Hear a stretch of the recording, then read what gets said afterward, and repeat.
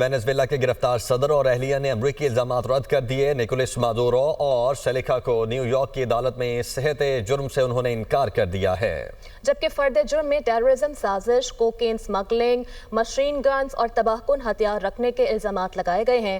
Maduro کو سماعت کے بعد دوبارہ سے بروکلن جیل بھیج دیا گیا۔ 17 مارچ کو دوبارہ عدالت پیش کیا جائے گا۔ مادورو کا کہنا تھا کہ وہ مغوی صدر ہیں۔